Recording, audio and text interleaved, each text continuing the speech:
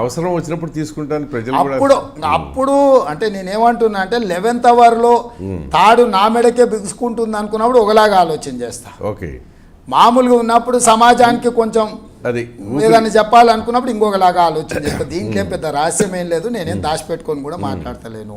So Chandrashekar Rao గారు ఏమనుకుంటున్నా అంటే ఎదురుగున్న దాంట్లో ఎవరెవరిని తీసుకోగలుగుతా అని ఆలోచన చేస్తున్నట్టు ఆయన దాంట్లో ఉన్నోళ్ళు ఎంతమంది ఎవరితో మాట్లాడుతారు, లేకపోతే మేము అనుకుంటే ఏం జరుగుతుంది అనేది వారు అంచనా వేసుకుంటలేరు. ప్లస్ ఇంకా వారు చేసిన తప్పిదాల మీద మేము ఏ పని మొదలు పెట్టలేదు. ఆయన అది కూడా మర్చిపోతున్నట్టు. మొదలు పెట్టలేదా? ఏడ మొదలు పెట్టినాము? ఫోన్ ట్యాపింగ్ మొదలు పెట్టారు కదా. ఫోన్ ట్యాపింగ్ ఇంకా ఆయన వరకు పోలే కదా, తీగ లాగుతారు వాళ్ళు. ఎలక్షన్ కోడ్ వచ్చింది కాబట్టి నేను తెలుసుకోలేదు.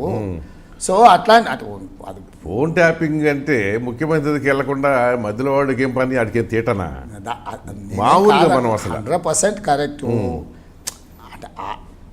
ఆయన ప్రత్యేకంగా ముఖ్యమంత్రి గారి యొక్క విచక్షణ అధికారాన్ని ఉపయోగించి రిటైర్ అయిన వాళ్ళని ఆయన నియమించుకుండు. Correct. Motive is clear. Regular డ్యూటీలు ఉన్న వాళ్ళు ఎవరి పని చేయలే. అవును.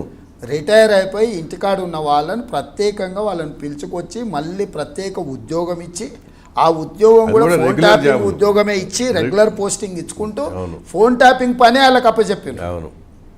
సో ఆయన ఇది నాకేం సంబంధం లేదు, హోంశాఖ చూసుకుంటుంది, ఇంకొక ఆయన ఇంకొకటి చూసుకుంటాడు. సో సర్కమ్స్టాన్షియల్ ఎవిడెన్స్ అయితే ఉంది. కాకపోతే నేనేందనంటే కోడ్ వచ్చింది కాబట్టి నేను అధికారులను పిలవలేదు, మాట్లాడలేదు. వారు మాట్లాడింది, వీరు మాట్లాడింది నేను కూడా చూస్తున్నా. అంటే నేను ఇంకా యాక్చువల్సీ లోపలికి పోలే. రెండోది వాస్తవంగా ఇది ఫోన్ ట్యాపింగ్తో మొదలు కాలే ఎంక్వైరీ. అంటే ఈ ద్వారా కొంచెం ప్రజలకు ఒక విషయం చెప్పదలుచుకున్నాను. ఇది ఎలక్షన్ కోడ్ కంటే ముందు జరిగింది కాబట్టి చెప్తున్నా. December 3 రిజల్ట్ వచ్చింది. December 4 అక్కడ ఉన్న అధికారులు అందులో ఉండే సర్వర్స్ను, కంప్యూటర్స్ని, ల్యాప్టాప్ని, హార్డ్ డిస్క్లను ఎలక్ట్రిక్ రంపం తీసుకొచ్చి ప్లగ్ పెట్టేసి లైవ్ కట్ చేసి, సీసీ కెమెరాలు కట్ చేసి అన్ని కట్ చేసి కొన్ని అక్కడ తగలబెట్టగలిగిన అక్కడనే తగలబెట్టారు, కొన్ని తీసుకొని పోయి మూసీలో పడేసారు. December ఎండింగ్లో నేను ఆఫీసర్లను ట్రాన్స్ఫర్ చేసిన 10-15 రోజులు చూసాను. కొత్త ఆఫీసర్లు పోయిన తర్వాత ఆఫీస్లో ఉండే ఎక్విప్మెంట్కి ఒక ఇండెంట్ ఉంటుంది. ఫర్నిచర్ మన గవర్నమెంట్ ఆఫీస్లో పోతే పాత కుర్చీలు, ఇన్వెంటరీ ఉంటుంది కదా. వాడు ఛార్జ్ హ్యాండ్ ఓవర్ చేసినప్పుడు ఏమేమి ఇన్వెంటరీ వీడికి వచ్చింది, వీడు ఏం చూసుకుంటున్నావు, వీడు సంతకం పెడతాడు. ఛార్జ్ అంటే అదే కదా. సో దాంట్లో చూస్తే ఇవన్నీ మిస్సింగ్ ఉన్నాయి. ఓకే. అప్పుడు ఆ జాయిన్ అయిన ఆఫీసర్ సార్ ఇవన్నీ మిస్సింగ్ ఉన్నాయని ఆయన పైన ఆఫీసర్కి చెప్పిండు.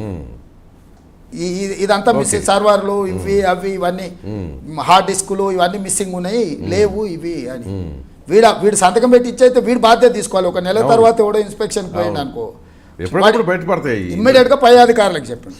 పై అధికారులు వెరిఫై చేసుకొని అసలు ఎవరెవరు డ్యూటీలు ఉన్నారు ఆ రోజు పిలువునరా అని పిలిస్తే సార్ ఇట్లా జరిగింది, ఇట్లా తీసిండ్రు, వీళ్ళు కోసిండ్రు, వీళ్ళు కట్ చేసిండ్రు, వీళ్ళు ఏదో చేసారు సార్ ఏదో మాట. ఇమ్మీడియట్గా వాళ్ళు ఏంటంటే ఈ ఎక్విప్మెంట్ మిస్సింగ్ అని ఫస్ట్ పోయి పంజగుట్ట పోలీస్ స్టేషన్లో కంప్లైంట్ పెట్టారు. అంటే ఆఫీసులో ఉన్న వస్తువులు మాయమైన దాని మీద అక్కడ మొదలైంది. యాక్చువల్గా ప్రభుత్వం నిర్ణయం తీసుకోలే, మేము ట్యాపింగ్ గురించి ఆలోచన చేయలే, చంద్రశేఖరరావు గురించి ఆలోచన చేయలే, ఎవరి గురించి నేను ఆలోచన చేయని కూడా చేయలే. నేను మీతో కూడా అన్నా నా ప్రాధాన్యత ఆయన కానే కాదు, అధికారం గుచ్చుకున్నాక అయిపోయింది సచ్చిన పావు. ఫస్ట్ నేను చేయాల్సిన బాధ్యతలు, ఇచ్చిన మాటలు, గ్యారంటీలు. ప్రతీకారం లేదా మరి? సో అక్కడ మొదలైన విచారణ 1 by 1 పట్టుకొస్తే ఎందుకు ఇవన్నీ హార్డ్ డిస్కులు, సర్వర్లు, ల్యాప్టాప్లు, కంప్యూటర్లు ఎందుకు మాయం చేసినవరా నువ్వు అని అంటే మేము ఇవన్నీ పాపాలు చేసినాం సార్, అవన్నీ ఇంట్లోనే ఉన్నాయి, ఇది ఉంటే ఈ డేటా మీకు దొరికితే మేము అందరం లోపడిపోతాం అని ఇవన్నీ హడావిడిగా మొత్తం తగలబెట్టినాం సార్ అన్నారు. అప్పుడు ఫిర్యాదు ఆల్టర్ అయింది, సెక్షన్స్ ఆల్టర్ అయినాయి. అవును. సో మా ప్రభుత్వం చాలా మంది ఏంటంటే రేవంత్ రెడ్డి రాగానే టెలిఫోన్ ట్యాపింగ్ మీద ఏదో ఎంక్వైరీకి ఆర్డర్ ఇచ్చినా ఎంక్వైరీ ఆర్డర్లు అన్నీ బయట లేదు. సబ్సిక్వెంట్గా అప్పుడు నా దగ్గరకు వచ్చారు. అక్కడి వరకు వాళ్ళు ఏదో ఆఫీస్లో ఇంటర్నల్గా ఇన్వెంటరీ మిస్సింగ్ దీని మీద ఏదో చేసుకుని ఏదో నడుస్తుంది, వాళ్ళు ఏదో చేసుకునే కంప్యూటర్ ఉన్నదో పోయిందో పలగొట్టిరో ఎవడు నేను నిజంగా కూడా దాన్ని పట్టించుకోలేదు. మనకంటే టైం కూడా ఉండదు, అది చిన్న విషయం. మనకు అంటే మనకున్న ఎక్స్పీరియన్స్ లిమిటెడ్, మనకి పెద్ద బాధ్యత, మనం దీంట్లో ఆతృతల్ని ఏదో చేయాలనే పని మీద ఉన్నాం, ఈ దాని మీదకి దృష్టి పడి ఇంకా అక్కడ నుంచి మొదలైన కొంచెం ముందుకు వచ్చే లోపల ఎలక్షన్ కోడ్ వచ్చింది. సరే వాళ్ళ పార్టీకి వాళ్ళు చేస్తారు. ఈ టెలిఫోన్ ట్యాపింగ్ అనేది మనకి తెలుసు, అందరికీ తెలుసు సార్, అందరికీ తెలుసు. కానీ దీన్ని ప్రూవ్ చేయకపోవడం అనేది ఒక సబ్జెక్ట్. అంతే, అది ఒకటే సమస్య. వీళ్ళు ఏంటంటే ఇవన్నీ విధ్వంసం చేయడంతో ప్రూవ్ చేయడం కష్టం. సమస్య అంతా ప్రూవ్ చేయడానికి వచ్చింది. ఇప్పుడు ఏమైంది, నోడల్ స్టేట్మెంట్ ఇచ్చారు కదా, ఏజెన్సీలు కన్ఫెస్ చేశారు కదా, కన్ఫ్యూజ్ చేసిండ్రు. ఏజెన్సీలు కూడా వచ్చి మొత్తం లిస్టు సబ్మిట్ చేసినాయి, ఇవి చేయమని ఇచ్చిండ్రు మాకు. మరి అయిపోయాయి కదా. ఇట్లాంటివన్నీ ఇట్లాంటి రకరకాలు ఉన్నాయి దీంట్లో. ఈ మొత్తం వ్యవహారంలో నాకున్న అంటే నేను హోమ్ మినిస్టర్ని, ముఖ్యమంత్రిని, నేను ఏదైనా ఉంటే అసెంబ్లీలోనే చెప్తాను. అవును, అది కరెక్టే లేదు. అంటే మొత్తం ఇన్సైడ్ ఇన్ఫర్మేషన్ చెప్పడం ఎప్పుడు అది. సో దీంట్లో వీళ్ళు ఏంటంటే ఈ హడావిడిలో 40 ఏళ్ల నుంచి ఐఎస్ఐ తీవ్రవాదులకు వ్యతిరేకంగా, నక్సలైట్లకు వ్యతిరేకంగా అసలు మొదలైంది సేకరించిన సమాచారాన్ని అంతా కూడా వీళ్ళు విధ్వంసం చేసిర్రు. అది కూడా లేదు ఇప్పుడు అది కూడా లేదు. దేశ భద్రతనే వీళ్ళు రిస్క్ తోసేసారు. అంటే యాక్చువల్గా మినిస్టర్ ఆఫ్ హోమ్ అసలు వాళ్ళు రావాల్సింది దీని మీద అది వాళ్ళు మెదలకుట కూసురు. అసలు అంటే ఇన్నేళ్ళు కష్టపడి మీకు తెలుసు, this is the major issue. ఇది మీకు తెలుసు అంటే ఐఎస్ఐ యాక్టివిటీస్కి, దేశ భద్రతకి మన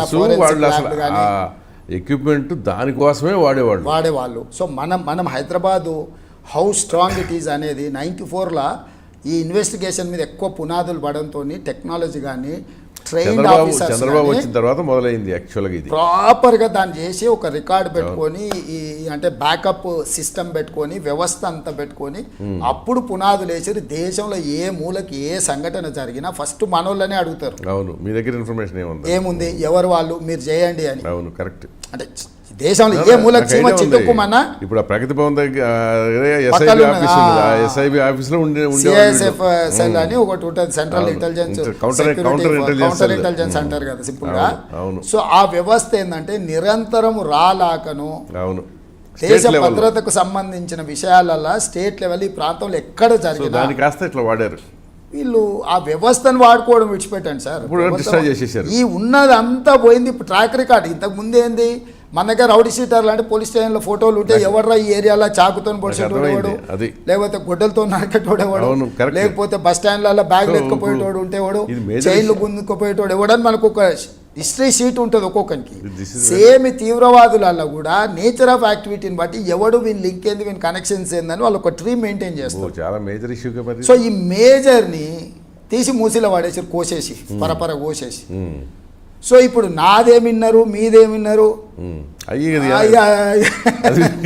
అది అంటే వాళ్ళు ఎంతసేపు ఉన్న ప్రతి మనిషిని శత్రువుగా చూడడం వల్ల ప్రతి వాడి సంసారంలోనే దూరాలన్న దుర్బుద్ధి, బెడ్రూమ్లోకి వెళ్ళాలన్న అనే ఆలోచన, తొంగి చూడాలన్న ఆలోచన ఈ నేరం చేస్తే ఎక్కడికి పోయారంటే మొత్తం దేశాన్నే స్టేక్ చేసారు. సో ఇప్పుడు అది ఏందో నేను కంప్లీట్గా రివ్యూ చేసుకొని ఫీడ్బ్యాక్ తీసుకుంటే తప్ప నేను యాక్చువల్గా ఏం జరిగింది అనేది నేను చెప్పడానికి లేదు. నేను అసెంబ్లీ బడ్జెట్ సెషన్స్లో వాస్తవాలన్నిటినీ రాష్ట్ర దేశ ప్రజలకు వివరిస్తాను. సరే అది సెక్షన్స్ ఎట్లుంటాయి, కేసు ఎట్లుంటుంది, గవర్నమెంట్ ఆఫ్ ఇండియా చేస్తారు, ఈ దేశ భద్రతను కూడా వీళ్ళు ఎందుకంటే వాళ్ళతో కోఆర్డినేషన్ చేస్తారు. సో ఇవన్నీ ఉన్నాయి. రేపు పొద్దుగాల ఇది ఎటు పోయి ఎటు వస్తుంది, వాళ్ళు ఏమవుతారు, వీళ్ళు ఏమవుతారు, ఎవరిని ఇందులో పొందుపరుస్తారు అనేది ఇంకా నాకు. సో ఇప్పుడు తెలంగాణ రాష్ట్రంలో అసలు ఫోన్ ట్యాపింగ్ లేదని చెప్పగలరా? సార్ పొలిటికల్ ఫోన్ ట్యాపింగ్ లేదు. పొలిటికలే, యు మార్క్ మై వర్డ్. అదే చెప్తున్నా 100%. ఇది కౌంటర్ ఇంటెలిజెన్స్ది ఆల్ టుగెదర్ డిఫరెంట్. అది నాకు తెలుసు, నాకు క్లారిటీ. ఒకప్పుడు క్రైమ్ రిపోర్టింగ్ కూడా చేశా కనుక కౌంటర్ ఇంటెలిజెన్స్ వాళ్ళు మనది చేయమన్నా చేయరు, అసలు వాళ్ళకి సంబంధం లేదు. అది వాళ్ళ ఫోకస్ అంతా వేరుగా ఉంటుంది. నక్సలైట్లు, టెర్రరిస్టులు, ఇదేదో గాలు ఉంటుంది వాళ్ళది. బయటకు కూడా అసలు వాళ్ళు ఎవరో తెలియదు, మనకి సంబంధం. పొలిటికల్ ఫోన్ ట్యాపింగ్ లేదు. మీరు స్వేచ్ఛగా మాట్లాడుకోవచ్చు. కాకపోతే పక్క రాష్ట్రంలో ఉంది కనుక మిగతా పక్క రాష్ట్రం ఏం చేస్తుంది, దేశంలో ఉన్న వాళ్ళు ఏం చేస్తారు, మిగతా రాష్ట్రాలలో ఎవరైనా ఏం చేస్తారు అంటే తెలంగాణ రాష్ట్రము నేను వచ్చిన తర్వాత కేటగారికల్ ఇన్స్ట్రక్షన్స్ ఇచ్చిన మీరు ఎట్టి పరిస్థితుల్లో ఏ పొలిటికల్ పర్సన్ కానీ పొలిటికల్ రిలేటెడ్ కానీ మీరు ఎలాంటి వ్యవస్థ చేయడానికి అవసరం లేదు. ఇవన్నీ చేసినా ఆయన అధికారం ఉండలేదు. ఉండరు కూడా. ఇన్ని దుర్మార్గాలు చేసిన ఆయన అధికారం నిలబెట్టుకుంటా సాధ్యం. అది మరి అది ఏం చేసుకుంటాం, మనం మానసికంగా దెబ్బతినడం తప్ప. అదే చెప్తున్నా. ఇప్పుడు ఎవరో క్యాజువల్ మాట్లాడి బండబూతులు అనుకో, అదే అనుకునేవాళ్ళం. మన ఫోన్లు మాట్లాడుకుంటూ ఏమంది ఇంటే మరి ఎవడన్నా వినిపించాడు అనుకో, వాడు మన తిట్లు భరించలేక. సో నేను క్లియర్గా ఫస్ట్ వస్తానే నేను అధికారులకు వాళ్ళని చేస్తారా చేయరా అని కూడా నేను అడగను.